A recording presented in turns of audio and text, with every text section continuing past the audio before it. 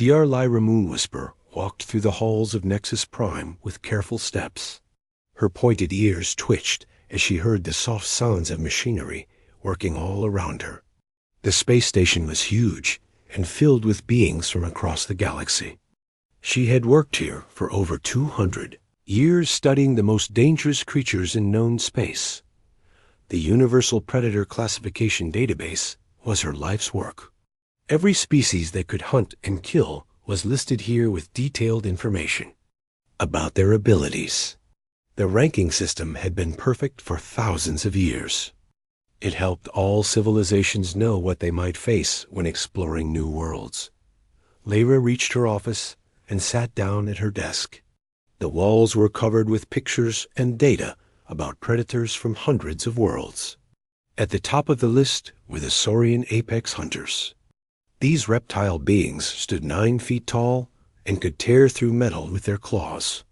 They had ruled the ranking for over 3,000 years. Commander Zara Vex was one of these Saurians. She ran security for the whole station.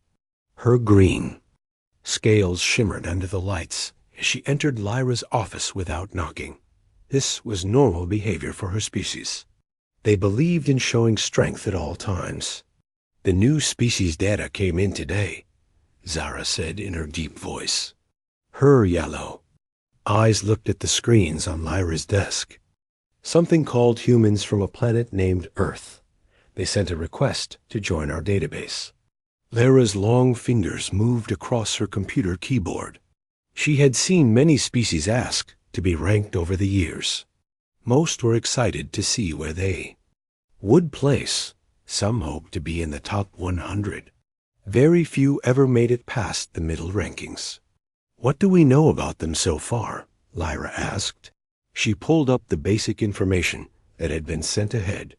The data was simple and did not show anything special. "They are bipedal mammals," Zara read from her own device. "Average height 6 feet. They have forward-facing eyes and opposable thumbs. Basic tool users.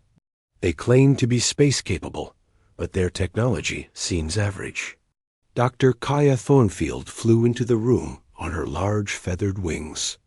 The bird-like alien was always excited about new discoveries. Her species, the Aerolons, were ranked number 34 on the predator list.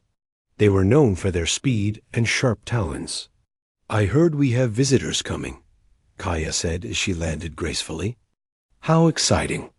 It has been months since we had a new species to study.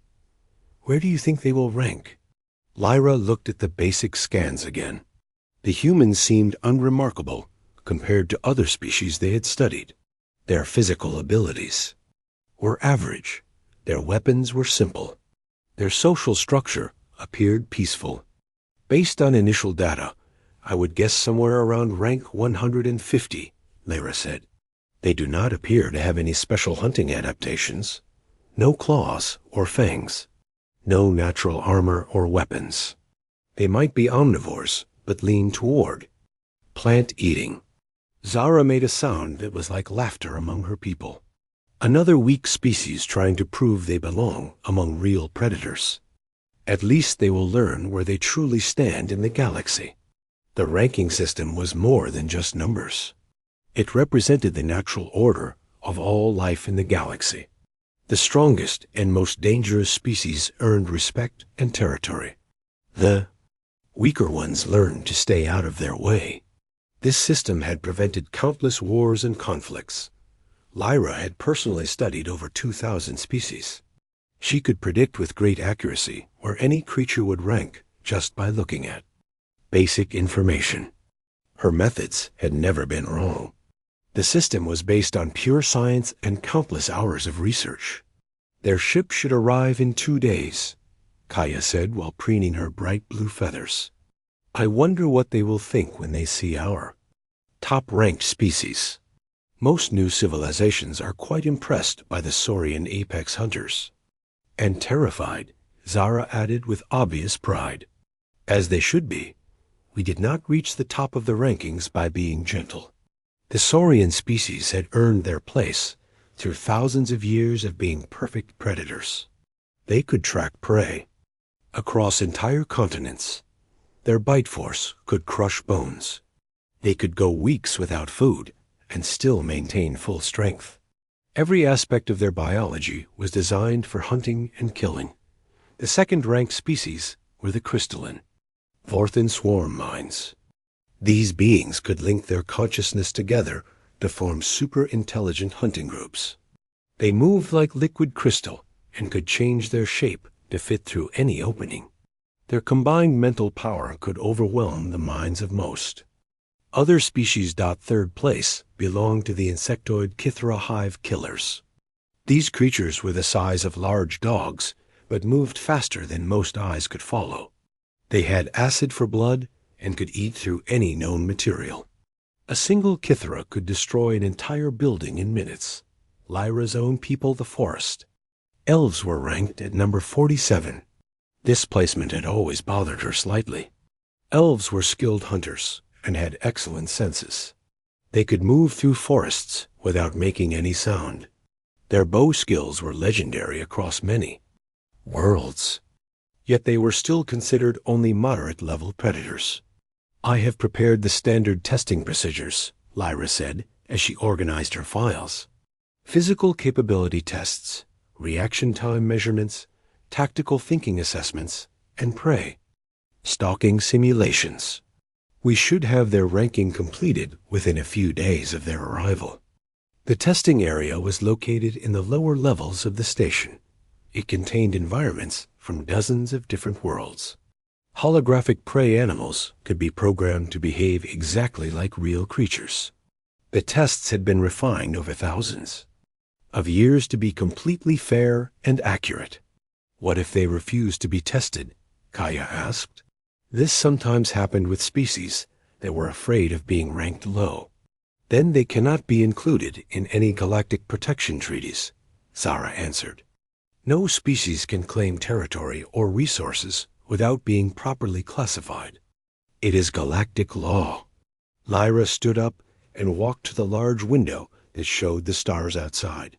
Somewhere out there, a human ship was traveling toward them. The crew probably had no idea what they were about to experience. Most species were shocked by their first sight of the database. Learning that the galaxy was full of creatures that could kill them without effort was always difficult.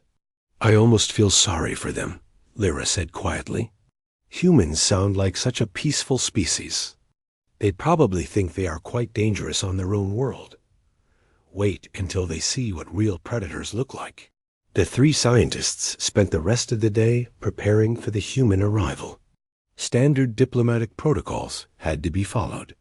Living quarters needed to be prepared. Translation systems had to be calibrated. Everything needed to be perfect for humanity's first official contact with galactic civilization. None of them suspected that. In 2 days, everything they believed about predators and survival would be turned completely upside down. The ranking system that had stood unchanged for millennia was about to meet something it had never encountered before. Something that did not fit into any of their carefully planned categories. The humans were coming, and they were going to laugh. The human ship appeared on the edge of Nexus Prime's sensor range exactly when they said it would. Captain Maya Stone had sent polite messages for the past day explaining their peaceful intentions. Her voice over the communication system sounded calm and professional. Dr. Lyra Moonwhisper watched from the observation deck as the vessel approached the docking bay. The ship was smaller than she expected and looked quite ordinary. Its design was functional rather than impressive. Most species tried to make their ships look threatening when visiting the Predator classification station. U.E.'s Wanderer, requesting permission to dock, came Captain Stone's voice through the speakers. "We have a diplomatic team ready for first. Contact procedures." Commander Zara Vex stood beside Lyra with her arms crossed. Her yellow eyes studied the approaching ship with obvious disappointment. "That vessel would not last 5 minutes against a real Predator species warship," she said. Docking process went smoothly. Within an hour, the human delegation was walking through the station corridors toward the main conference room. Lyra got her first look at the species she would be studying. They were exactly as described in the preliminary data. Bipedal mammals. With no obvious natural weapons, Captain Maya Stone was average height for her species with short brown hair and dark eyes. She wore a simple blue uniform with no decorations or symbols of rank. Her movements were steady and controlled, but showed no signs of predatory behavior. "Welcome to Nexus Prime," Lyra said as she greeted the human group. "I am Dr. Moonwhisper, and I will be conducting your species classification. This is Commander Vex, our security chief, and Dr. Thornfield, our comparative biology specialist." "Thank you for having us," Captain Stone replied with a slight smile. "This is Dr. Lisa Park, our xenobiologist, and Lieutenant Amy Foster, our security officer. We are honored to be here." Dr. Park was a small woman with glasses and an eager expression.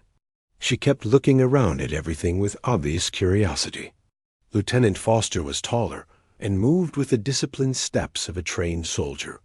Her eyes constantly scanned their surroundings in a way that reminded Lyra of prey animals watching for danger. The conference room had walls covered with displays showing the current predator rankings. The top 10 species were prominently featured with detailed information about their hunting abilities. Most visitors spent several minutes staring at these displays with obvious fear or awe. The humans glanced at the walls briefly, then sat down. At the conference table, they showed no signs of being impressed or intimidated by the information around them. Captain Stone even seemed slightly amused by something, though she did not explain what. "Before we begin formal testing," Lyra said, "I would like to explain our classification system. For over 5,000 years, we have maintained detailed records of every predator species in known space. This database helps maintain peace and order throughout the galaxy." "That sounds very organized," Dr. Park said while taking notes on a small device. "How many species are currently ranked?"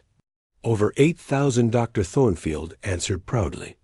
"Each one has been thoroughly tested using standardized procedures. The ranking system is completely fair and scientifically accurate." Lieutenant Foster raised her hand slightly. "What happens to species that rank low on the list?" "They receive protection and guidance from higher-ranked species," Commander Vex explained. "Strong predators have a responsibility to help weaker ones survive and develop." Captain Stone nodded thoughtfully. "And the species at the top of the rankings control territory and resources." "Natural selection in action," Lyra confirmed. "The most successful predators earn the right to expand and thrive. It is the way nature intended things to work." The initial interviews went exactly as expected.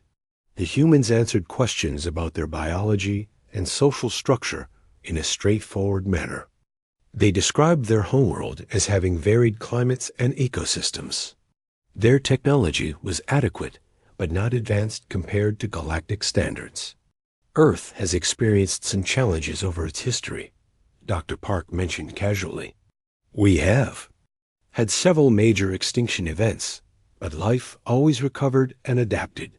"How many extinction events?" Dr. Thornfield asked with professional interest. "5 major ones that we know of," Captain Stone answered. "The most recent was about 65 million years ago. An asteroid impact killed off the large reptiles that used to dominate our world." Lyra made notes about this information. Extinction events were common on many worlds. Usually they resulted in planets with fewer and weaker species. Earth seemed to fit this pattern perfectly. The physical testing began after lunch. The humans were taken to the evaluation chambers in the lower levels of the station. These rooms could simulate any environment and contained holographic prey animals for hunting tests. Lieutenant Foster went first for the reaction time tests. Sensors measured how quickly she could respond to sudden movements and threats. Her scores were decent, but nothing exceptional. She moved well for a mammalian species, but could not match the speed of true predators. Captain Stone took the tactical thinking assessment. She was presented with various hunting scenarios and asked to plan the best approach. Her strategies were clever and showed good problem-solving skills. However, she seemed to prefer indirect methods over direct confrontation. Interesting, Lyra noted as she watched the captain work. Your species appears to favor persistence over power. You would rather outlast prey than overpower it. Humans are good at not giving up, Captain Stone agreed. We tend to keep going, even when things get difficult. Dr. Park underwent the sensory evaluation tests. Her hearing and vision were adequate, but not remarkable compared to other species. She could not see in complete darkness or hear ultrasonic frequencies, like many predators could. The preliminary results were exactly what Lyra had predicted. Humans showed moderate capabilities across all categories, but no exceptional abilities. They were clearly omnivores with some hunting instincts, but appeared to be relatively peaceful by nature. Based on these initial assessments, Lyra announced, I estimate humanity will rank somewhere between 140 and 160 on our Predator Index. This places you in the moderate survivor category. The three humans looked at each other for a moment. Then Captain Stone started laughing. It was not a nervous laugh or one of discomfort. She seemed genuinely amused by something. Dr. Park joined in the laughter while Lieutenant Foster smiled broadly. The three of them acted like they had just heard an excellent joke. Is something wrong with our evaluation methods? Commander Vex asked with obvious irritation. Her species did not like being laughed at. Oh no, Captain Stone said, wiping tears from her eyes. Your methods seem very thorough. It is just that we rank ourselves quite differently back home. How so? Lyra asked with growing curiosity. Well, Dr. Park said, still smiling. Humans generally consider ourselves apex predators on Earth. We are at the top of our food chain. Dr. Thornfield's feathers ruffled with confusion. But your test scores indicate only moderate predatory abilities. How can you be apex predators with such limitations? Maybe our world is just different from most places, Lieutenant Foster suggested. We probably have fewer dangerous species than other planets. Lyra felt a small flutter of uncertainty in her stomach.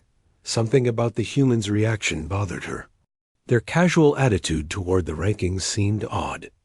Most species either feared the higher-ranked predators or desperately wanted to climb the rankings themselves. Would you be willing to share more detailed information about Earth's ecosystem? She asked. For our records, of course. Absolutely. Captain Stone agreed readily.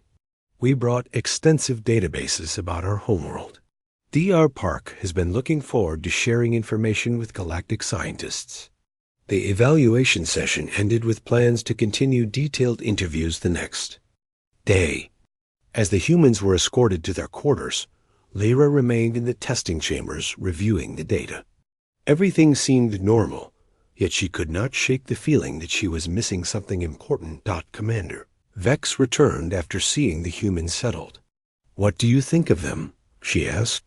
They seem pleasant enough, Lyra replied, though their reaction to the rankings was unusual.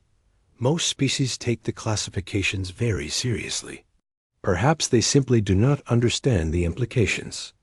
Yet, Dr. Thornfield suggested, once they see what real apex predators can do, they will appreciate their position better. Lyra hoped that was true. But something in Captain Stone's laugh suggested the humans knew exactly what they were talking about. Tomorrow's detailed interviews would hopefully clear up any confusion. She had no idea that tomorrow would begin the complete destruction of everything she thought she knew about predators. Dr. Lyra Moonwhisper arrived at her office early the next morning, feeling restless. She had spent most of the night thinking about the human delegation and their strange reaction to the predator rankings. Professional curiosity demanded that she understand what made them laugh. Dr. Lisa Park was already waiting in the conference room when Lyra arrived. The human scientist had several data storage devices spread across the table and was organizing them with obvious excitement. "Good morning, Dr. Moonwhisper," Park said cheerfully. "I brought everything we have about Earth's biosphere. Where would you like to start?" "Let us begin with basic ecosystem information," Lyra replied as she activated the room's display systems. "How many major predator species exist on your world?" Park connected one of her devices to the station's computers. Immediately, the walls filled with images and data about Earth's wildlife. Lyra's pointed ears twitched as she began to process what she was seeing. "Well, that depends on how you define predator," Park said casually. "If we include all carnivorous species, then Earth has several 100,000 different types. If we focus on larger predators that could threaten humans, then maybe a few hundred." Commander Zara Vex entered the room just as images of Earth's big cats appeared on the screens. Her yellow eyes widened as she saw a lion taking down a buffalo. The display showed muscle structure analysis and bite force measurements. "This creature has a bite force of over 400 pounds per square inch," Zara said, reading the data. "That would place it in our top 100 rankings easily." "Lions are pretty impressive," Park agreed, "though they are not even close to being our most dangerous predators. Would you like to see some of the others?" The next series of images showed bears, wolves, sharks, crocodiles, and dozens of other species. Each one had capabilities that would earn high rankings in the galactic database. Lyra felt a growing sense of confusion as she realized Earth contained more apex predators than most star systems combined. Dr. Kaya Thornfield flew into the room and immediately froze when she saw the displays.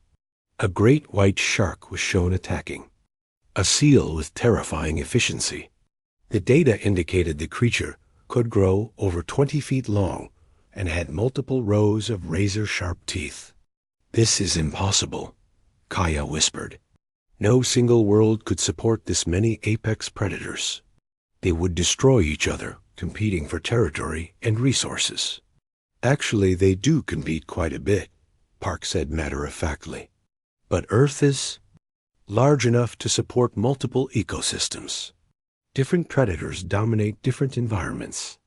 Captain Maya Stone and Lieutenant Amy Foster arrived as the presentation continued. Stone looked at the screens showing Earth's predators and nodded approvingly. "You picked some good examples, Lisa," Stone said, "though you might want to explain about the extinction events, too. Our guests seem confused about how so many predators can coexist." Park switched to a new set of data that made Lyra's blood run cold. The information showed Earth's history of mass extinctions, with detailed analysis of which species survived and which perished. "Earth goes through periodic catastrophic events," Park explained. "Asteroid impacts, volcanic eruptions, climate changes, ice ages. Each time most life dies off, but some species adapt and survive." "How do any species survive such events?" Zara asked with obvious disbelief. "The most adaptable ones," Lieutenant Foster answered. "Species that can eat different foods, live in various environments, and change their behavior when necessary. The specialists usually die off first." The display changed to show human evolutionary history. Lyra watched in growing horror as she realized what she was seeing. Humans had not just survived on a world full of apex predators. They had thrived and eventually dominated it. "Your species evolved alongside all these dangerous creatures," Lyra said slowly. "How is that possible without advanced technology?"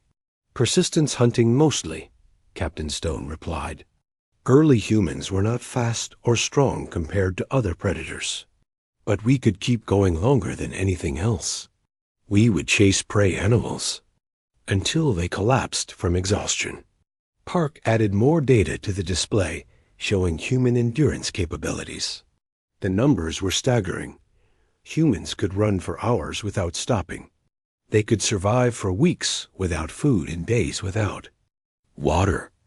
Their body temperature regulation allowed them to remain active in extreme heat that would kill most species. "This cannot be accurate," Kaya said, shaking her feathered head. "These endurance levels exceed anything in our database. Even the top ranked species cannot maintain activity for such extended periods." "Oh, this is just average human capability," Foster said with a slight smile. "Some people can do much better. We have individuals who run over 100 miles without stopping for fun." The word fun hit the three alien scientists like a physical blow. Humans performed feats of endurance that would challenge galactic apex predators as recreational activities. The implications were staggering. "Show them about the pets," Captain Stone suggested. Park's fingers moved across her control device, and new images appeared. Dogs and cats in various breeds and sizes filled the screens. The data analysis began immediately, and Lyra felt her legs go weak. "These are companion animals that live with humans," Park explained. "We domesticated them thousands of years ago from wild predators." A computer analysis showed that an average domestic dog had hunting capabilities that would rank it above many spacefaring species. Their bite force, speed, and pack hunting instincts were formidable. Cats were even more impressive with their stealth abilities and killing efficiency. "You keep apex predators as pets," Zara said in a voice barely above a whisper. "Well, they are. Not really predators anymore," Foster replied. "We bred most of the dangerous traits out of them over many generations. Oh, some still have pretty strong hunting instincts." Lyra sank into her chair as the full picture began to form in her mind. Humans had not just survived on a death world. They had taken the apex predators of that world and turned them into companions. The casual way they discussed it made the achievement even more terrifying. "What about the species that went extinct?" Kaya asked, desperately hoping for some sign. That Earth was not as dangerous as it appeared. Park pulled up data about Earth's extinct species, and Lyra wished she had not asked. Dinosaurs, saber-toothed cats, dire wolves, and dozens of other creatures that would have dominated the galactic predator rankings had all lived on Earth at various times. Most of these died out before humans evolved, Park noted, though we did coexist with some of them. Cave bears, short-faced bears, American lions. Early humans had to compete with some pretty impressive predators. And humans won that competition, Stone added with obvious pride. The presentation continued for another hour, with each new piece of information making the situation worse. Earth was not just a world with many predators. It was a world where only the most efficient killers could survive. And humans had not just survived, but had eventually conquered the entire planet. "I need to understand something," Lyra said when the presentation finally ended. "If Earth is as dangerous as you describe, then how do human children survive to adulthood?" The three humans looked at each other and started laughing again. It was the same amused reaction they had shown to the predator rankings the day before. "Human children are pretty tough," Foster said. "They have to be growing up on Earth. Most kids learn to identify dangerous animals and situations before they can walk properly. We also have very strong parental protection instincts," Stone added. "Humans will fight almost anything to protect. They're young. There are recorded cases of mothers killing large predators with improvised weapons to save their children." Park connected another device to the display system. Maybe some examples would help explain things better. The new images showed human children engaging in activities that would be considered advanced survival training for adult members of most species.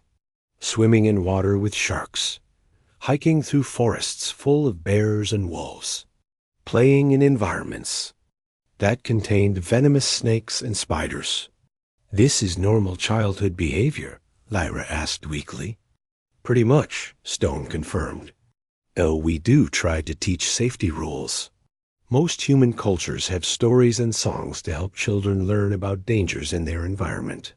The final piece of the puzzle fell into place when Park showed data about human population distribution. Humans lived on every continent of their world, including Antarctica. They had adapted to deserts, jungles, mountains, and Arctic regions. They thrived in environments that would be uninhabitable to most galactic species. "We should contact the Galactic Council immediately," Zara said in his shaking voice. "They need to know about this." "Know about what?" Captain Stone asked with genuine curiosity. "That we have been completely wrong about predator classification," Lyra answered. "Humans are not moderate survivors. You are something else entirely. Something we have never encountered before." The three humans looked confused by the concern their information was causing. To them, everything they had shared seemed perfectly normal. They had no idea they had just shattered the foundation of galactic understanding about survival and evolution. Lyra stared at the data, covering the walls around her, and realized that the ranking system she had spent her life perfecting was completely useless for classifying humanity. Humans did not fit into any category because they had transcended the need to compete. The emergency session was called within hours of Dr. Park's presentation ending. Representatives from across the galaxy connected to Nexus Prime through quantum communication links. Dr. Lyra Moonwhisper had never seen so many high-ranking officials gathered for a single meeting. Director Elena Cross arrived on the human ship shuttle along with Chief Sarah Williams. Cross was tall and moved with the same steady confidence that all the human delegation seemed to possess. Williams wore a military uniform and carried herself like someone accustomed to dangerous situations. "We received your urgent message," Director Cross said as she entered the main conference chamber. "Though I admit we are not sure why our species classification has caused such concern." The chamber was filled with holographic projections of alien dignitaries. The Saurian High Command was represented by three of their most senior apex hunters. The crystalline Vorthan Collective had sent multiple linked minds. Even the normally reclusive insectoid Kithera had dispatched a representative. Commander Zara Vex stood before the assembled group, looking deeply uncomfortable. Her yellow eyes kept darting toward the human delegation as if they were dangerous animals that might attack at any moment. "The situation is unprecedented," Zara began. "The human species does not fit into our established classification system. Their homeworld contains more apex predators than entire star systems. Yet humans dominate that world completely." High Commander Vex of the Saurians leaned forward in his holographic projection. His 9-foot frame and massive claws had intimidated countless species over the centuries. Impossible. No single species can dominate a world with multiple apex predators without advanced technology. "That is what we believe too," Dr. Kaya Thornfield said from her perch near the ceiling. "But the evidence is overwhelming. Earth has produced more successful predator species than any world in our database." Director Cross looked puzzled by the concern everyone was showing. "Earth is a bit challenging, I suppose. But most human children learn to deal with the local wildlife at an early age. It is not that difficult once you understand the basics." The casual way she dismissed the dangers of her homeworld sent a chill through every alien representative. Chief Williams nodded in agreement, as if living with apex predators was the most natural thing imaginable. "Perhaps you could explain these basics," the Vorthan Collective requested through their harmonic speaking system. "For scientific understanding." Captain Maya Stone stepped forward and activated the room's display system. Images of human recreational activities began filling the screens around the chamber. The reactions were immediate and horrifying. "This is called camping," Stone explained, as pictures showed humans sleeping outdoors in areas populated by bears and wolves. Families do this for fun during vacation time. Children as young as 5 participate regularly. High Commander Thex's scales shifted color in what Lyra recognized as extreme agitation. They voluntarily placed themselves in hunting grounds of apex predators for entertainment. Well, we take precautions, Chief Williams added helpfully. Food, storage, proper shelter, emergency procedures. Most camping trips end without any dangerous encounters.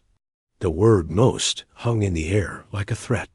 The assembled alien representatives tried to process the idea that humans considered survival in apex predator territory so routine that occasional failures were acceptable losses. Dr. Park connected her data devices again and brought up more examples.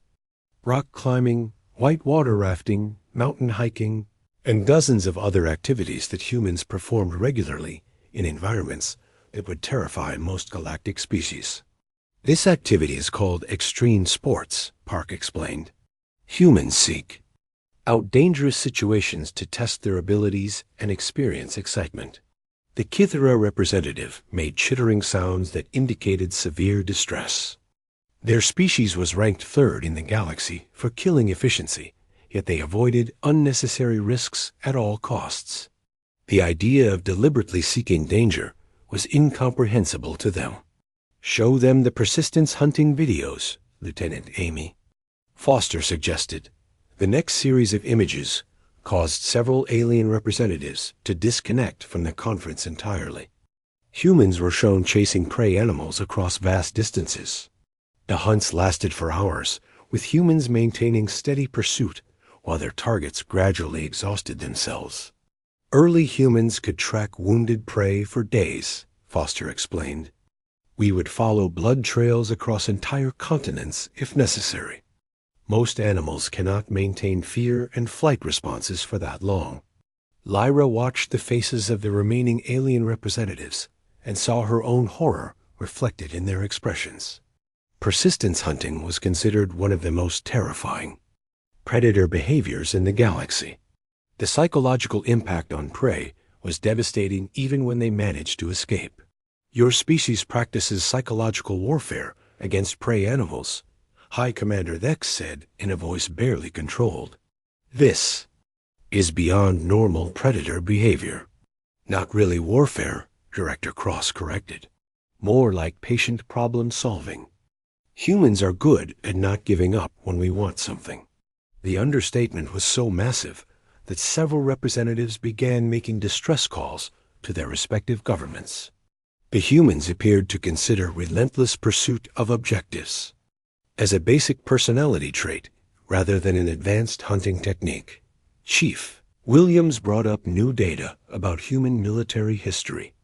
Battle after battle showed human forces continuing to fight in situations where any rational species would have surrendered. Humans seem to view impossible odds as merely inconvenient rather than insurmountable. We have a saying, Williams noted. It is not over until it is over. Humans tend to keep trying even when victory seems unlikely. The Vorthan collective began harmonizing in frequencies that indicated panic. Their species had conquered dozens of worlds through superior intelligence and coordination. The idea of facing opponents who refused to acknowledge defeat violated their basic understanding of conflict resolution. What about your population control mechanisms? Dr. Thornfield asked desperately. Surely apex predators limit human reproduction rates. All 5 humans in the room started laughing again. It was becoming a disturbing pattern that everything this aliens found terrifying struck the humans as amusing. Earth has over 8 billion humans currently, Captain Stone said, wiping her eyes. We are probably the most successful large species on the planet in terms of population. The number hit the assembled representatives like a physical blow. Most apex predator species numbered in the millions at most.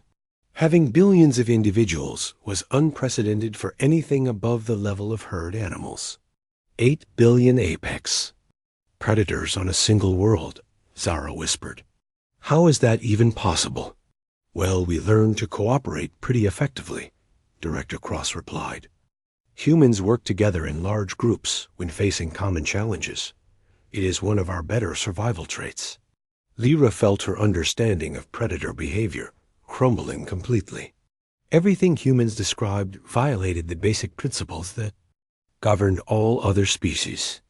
Apex predators were supposed to be territorial loners or small pack hunters. They did not form cooperative societies of billions. "I need to ask about something specific," Lyra said when she found her voice again. "What happens when humans encounter species from our top predator rankings?" The humans looked at each other with expressions that seemed almost embarrassed. Chief Williams cleared her throat before answering. "Most galactic species would probably be considered interesting wildlife on Earth," she said carefully. "Humans enjoy observing and studying unusual animals." "Wildlife," High Commander Vex repeated in a strangled voice. "Educational wildlife," Dr. Park added quickly. "We would want to learn about their behavior and biology. Humans are very curious about apex predators." The final revelation came when Director Cross mentioned human entertainment preferences. Movies, books, and games about surviving encounters with dangerous predators were among the most popular forms of recreation. Humans enjoy fictional stories about fighting monsters and surviving in hostile environments, Cross explained. "It helps us practice problem-solving skills for real situations." The assembled representatives realized they were looking at a species that treated encounters with apex predators as intellectual exercises and entertainment. Humans did not fear the top-ranked species in the galaxy. They would probably want to study them. "What do you think would happen if humans encountered actual galactic apex predators?" Lyra asked, though she was not sure she wanted to know the answer. Captain Stone considered the question seriously. That would depend on the situation. "If they were hostile, we would probably try to capture specimens for research while defending ourselves. If they were friendly, we would want to establish communication and learn about their culture." "And if they tried to hunt humans?" Commander Vex asked. All 5 humans smiled in a way that made every alien in the room deeply uncomfortable. It was not a friendly expression. "Then we would hunt them back," Lieutenant Foster said simply. "Humans do not like being prey." The conference chamber fell silent as the implications sank in. The species they had classified as moderate survivors would not submit to predation. They would retaliate with the same relentless persistence they used for everything else. Lyra looked around at the faces of beings who had dominated the galaxy for thousands of years and saw fear. Admiral Janet Knox arrived at Nexus Prime 3 days after the emergency conference ended.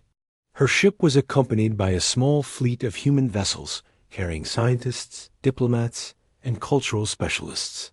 Word had spread quickly through human space about their species causing confusion in galactic civilization. Dr. Lyra Moonwhisper met the Admiral at the docking bay along with the other human delegates. Knox was older than the previous arrivals, with silver hair and the weathered look of someone who had spent years in dangerous environments. "I hear we have caused quite a stir," Admiral Knox said as she reviewed the reports from the past week. "The Galactic Council has been sending urgent messages requesting clarification about human capabilities." Commander Zara Vex approached the group with obvious reluctance. Her yellow eyes had not stopped tracking human movements since the revelations began. Her predator instincts were screaming warnings about creatures that did not behave according to established patterns. "Admiral Knox," Zara said formally, "the Council has asked me to request additional information about your species, military capabilities, and territorial intentions." "We are not looking to conquer anyone, if that is what you mean," Knox replied with a slight smile. "Humans prefer cooperation to conflict when possible, though we will defend ourselves if necessary." Dr. Grace Bennett emerged from one of the shuttles, carrying several containers of research materials. She was an evolutionary biologist who specialized in predator and prey relationships. Her presence suggested the humans were taking the classification crisis seriously. Dr. Moonwhisper Bennett said as she approached. I brought comprehensive data about human evolution and our relationship with Earth's ecosystem. I think it might help explain why we seem so unusual to galactic standards. The group moved to the main conference chamber, where representatives from dozens of species waited nervously. Many governments had demanded immediate answers about humanity's true capabilities. The peaceful first contact had turned into a potential crisis of galactic proportions. Before we continue, Admiral Knox said, addressing the assembled aliens, I want to assure everyone that humans have no hostile intentions toward any galactic species. We are genuinely interested in peaceful cooperation and mutual understanding. Hi. Commander Vex of the Saurians responded through his holographic projection. His massive claws and reptilian features still commanded respect, but his voice carried new uncertainty. The concern is not about your intentions, Admiral, Vex said carefully. The concern is about the complete failure of our classification systems to properly assess your species. This threatens the stability of galactic civilization. Dr. Bennett activated the chamber's display systems and began her presentation. Instead of showing Earth's predators, she focused on human evolutionary development and survival strategies. The key to understanding humans, Bennett began, is recognizing that we did not evolve to be apex predators in the traditional sense. We evolved to be ultimate survivors. The displays showed human development over millions of years. Early humans were weak and vulnerable compared to other species on Earth. They survived through intelligence, cooperation, and incredible persistence rather than physical dominance. Other species became specialized for specific environments or prey. Bennett continued. Humans became generalists capable of adapting to any situation. We sacrificed individual power for group flexibility. Captain Maya Stone added historical context to the presentation. When humans encountered problems we could not solve with strength, we used tools. When tools were not enough, we used cooperation. When cooperation failed, we used persistence. The alien representatives began to understand that they were looking at a completely different evolutionary strategy. Most apex predators had achieved dominance through becoming perfect killers. Humans had achieved dominance by becoming impossible to kill. This explains your reaction to our ranking system, Dr. Kaya Thornfield said from her perch near the ceiling. You were not competing in the same category as other predators. Exactly, Dr. Park agreed. Humans learned to coexist with apex predators rather than competing with them directly. We found ecological niches that allowed us to thrive alongside the most dangerous species on Earth. Admiral Knox brought up new information about human space exploration and colonization efforts. Every human colony was established in environments that would challenge even the hardiest galactic species. Humans seem to prefer worlds that others consider too dangerous or difficult. We tend to settle places that need fixing, Knox explained. Hostile environments give us problems to solve, and that keeps us interested. The Vorthan collective harmonized in frequencies that indicated deep contemplation. Their crystalline minds were processing the implications of a species that viewed challenges as entertainment rather than threats. What classification would you suggest for humanity? The collective asked through their harmonic communication system. Lyra had been working on this question for days. The traditional ranking system was completely inadequate for describing what humans represented. She stood and addressed the chamber with her conclusions. I propose we create a new classification category, Lyra announced. Transcendent survivors. Species that have evolved beyond the traditional predator and prey relationships. What would this mean for galactic territorial agreements, High Commander? Vex asked with obvious concern. Humans have no interest in claiming territory based on predator rankings, Director Elena Cross assured him. We prefer to negotiate fair agreements that benefit everyone involved. Chief Sarah Williams added military perspective to the discussion. Human military doctrine focuses on defensive strategies and protecting civilian populations. We have no desire to conquer other species or take their resources by force.